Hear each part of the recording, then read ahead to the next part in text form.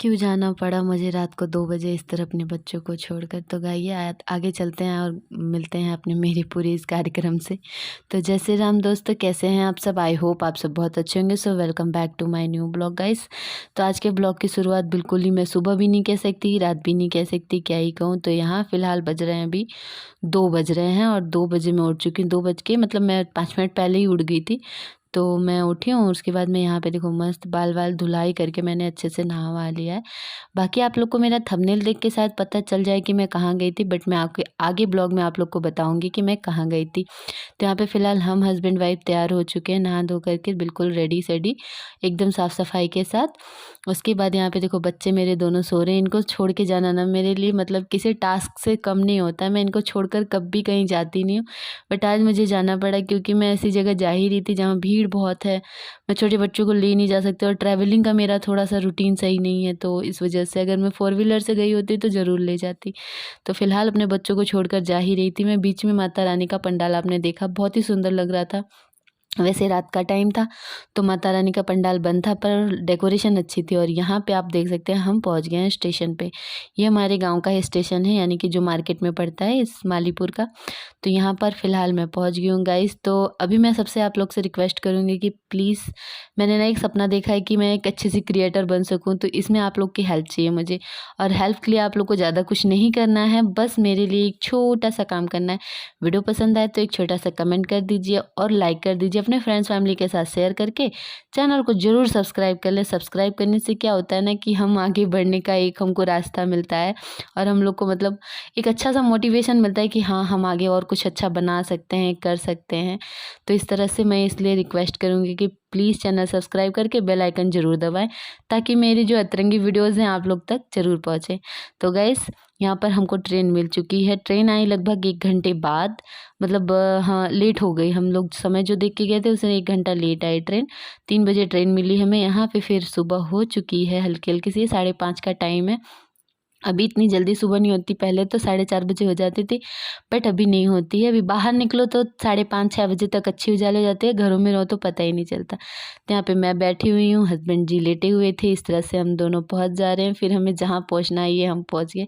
आप लोग अगर पीछे का देख के कमेंट करके बताएंगे ठीक है, नहीं तो मैं आगे तो दिखा ही रही हूँ आप लोग को कि मैं कहाँ गई हूँ। फिलहाल हम पहुँच चुके हैं जहाँ हमें जाना है। वैसे स्टेशन देख के किस किस ने गेस किया कि हम कहाँ पहुँचे हैं गाइस? जिसने किया हो यहीं तक आने के बाद ज़रूर कमेंट कर सकता है वो, कि पता चल जाए। तो जी हाँ, हम वाराणसी गए हैं। फ़िलहाल हमें अभी यहाँ से आगे जाना है। तो फ़िलहाल मैं बनारस पहुँची और बनारस में जब पहुँची ना, मैं यहाँ बहुत सालों बाद गई, बहुत ज़्यादा। मतलब मैं जब छोटी थी, कभी-कभी हम गुजरात से गाँव आया करते थे, तो पहले ट्रेन जो होती थी ना वो जौनपुर या साहिबगंज इन जगहों पे नहीं जाती थी। तो मेरा घर जौनपुर है, तो हमको यहाँ बनारस से ही आना-जाना पड़ता था, तब मैं यहाँ आया जाया करती थी। बट अभी जब से चालू हो गया था तब से हम जौनपुर उतरते थे। तो फ़िलहाल अभी हमें बस मिल चुकी है। बस में हम दोनों ही बैठ गए और सीट हमें ऐसी मिली है ना कि क्या ही बताऊँ।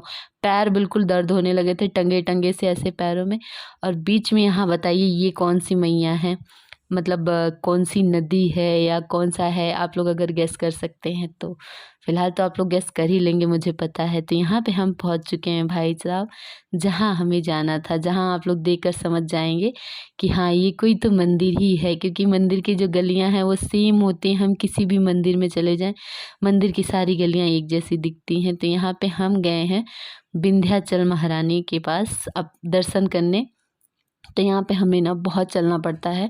बहुत चलना बोले तो जो बार-बार गए होंगे उन्हें तो पता होगा रास्ता, जगह। हम पहली बार गए थे, इसलिए हमारे साथ एक छोटा-सा ना ये हो गया था कि हम दुकान वाले भैया की बात में आ गए। उन्होंने कहा कि आगे आप गंगा जी के पास जाएँगे तो शायद पुलिस वाले आपको ना जाने दें।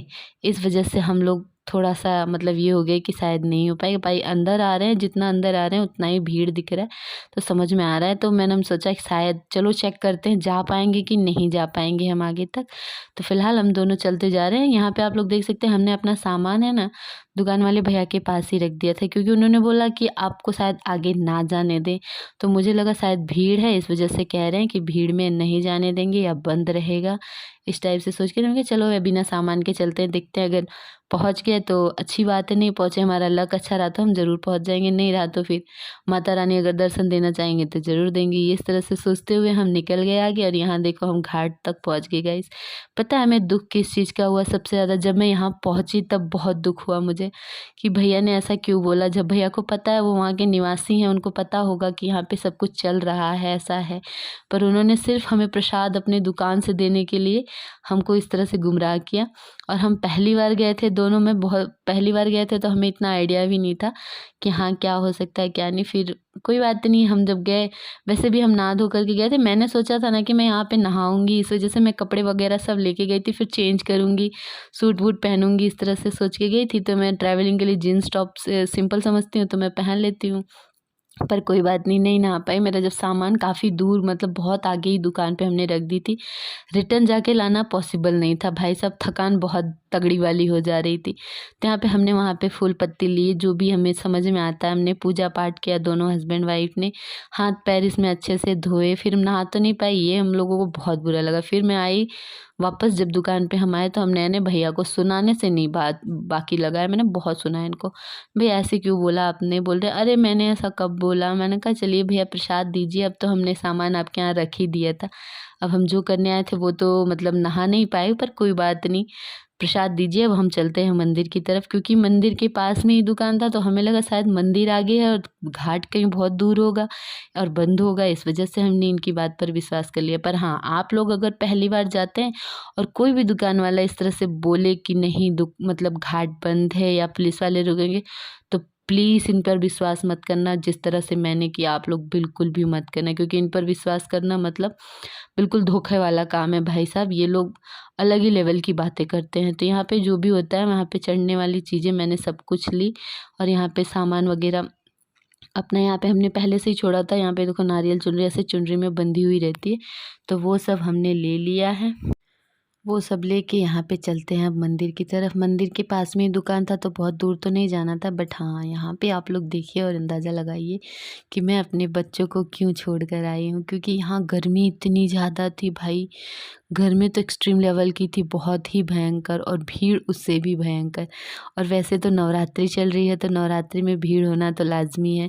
इस वजह से मैं बच्चों को नहीं लाई, क्योंकि बच्चे मेरे है ना छोटे-छोटे हैं और मैं उनको इसमें मतलब एकदम से वो नहीं करना चाहती। फिर मैं पहली बार जा रही थी तो मुझे लगा पता नहीं क्या हो, कैसे हो। अगर यही होता कि अगर मैं बच्चों को लेके जाती, फिर हमें जो इतना चलना पड़ा था, हम लोग अकेले थे चल लिए थे, बच्चों के साथ तो हालत ख़राब हो गई थी। फिर जैसे तैसे भीड़ का सामना करते हुए मैं मंदिर के काफ़ी अंदर आ चुकी हूँ। पीछे की भीड़ आप लोग देखिए, पीछे कितनी भीड़ लगी हुई है। इसी तरह आगे भी है, इसी तरह पीछे भी, हम बीच में। तो यहाँ पे धीरे-धीरे आगे लाइन बढ़ रही है, बढ़ रही है, और मैं मंदिर के काफ़ी अंदर तक गई थी गाइस, लेकिन मैं माता रानी का वीडियो नहीं बना पाई, क्योंकि मुझे एक पुलिस वाले भैया ने टोक दिया कि भाई साहब आप दर्शन करने आओ या वीडियो बनाने हो। तो मैंने वहीं पर मोबाइल बंद कर दिया। बस मैंने यहीं तक यहाँ का वीडियो बनाया। वैसे मैं काफ़ी अंदर आ चुकी हूँ, सिर्फ थोड़ा-सा बचा था, बट नहीं हो पाया है। सो कोई बात नहीं, माता रानी को तो सभी ने देखा हुआ है और उनके तो कई रूप है, हर रूप देखता हुआ इंसान आदमी आगे चला जाता है। देखो यहाँ जो घंटे दिख रहे हैं ना, इनके ही पास माता रानी है, जस्ट यहाँ पर। उसके बाद हम बाहर आते हैं, दर्शन वगैरह करके अच्छे से, बहुत अच्छे से हमने दर्शन किया, क्योंकि मोबाइल बंद किया। तो उसके बाद भैया ने हमको दर्शन अच्छे से करने दिया। दर्शन करके यहाँ पे हमने लस्सी पी। लस्सी पी के अगेन हमने तुरंत वहाँ से बस पकड़ ली। सॉरी, थोड़ा वर्ड्स जो होते हैं ना उनको इग्नोर कीजिएगा। मैं, क्योंकि मेरी जो ये स्क्रिप्ट होती है, स्क्रिप्टेड नहीं होती है, ये सिर्फ मेरे मन की बातें होती हैं जिन्हें मैं शेयर करती हूँ। मैं स्क्रिप्ट नहीं लिखती हूँ कि मैं एकदम परफेक्टली इस तरह से मतलब मैच टू मैच बोलूँ। तो मैं सोचती हूँ कि अपनी मन की बात बोलना ज़्यादा बेहतर होता है। तो यहाँ पे गाइस हम बस में बैठे हैं, जौनपुर की बस हमने डायरेक्ट वहाँ से पकड़ी, विंध्याचल से। फिलहाल बस वाले भैया ने बस रोक रखा था, बहुत ही भीड़, मतलब बहुत ही ज़्यादा गर्मी था, तो हमने वहाँ पे पी चाय और बिस्किट, जो कि बहुत थकान हो चुकी थी। अब मिलते हैं हम आप लोग को नेक्स्ट ब्लॉग में, तब तक के लिए bye bye guys, love you all. अपने फ्रेंड्स फैमिली के साथ वीडियो ज़रूर शेयर करें, वीडियो पसंद आए तो लाइक ज़रूर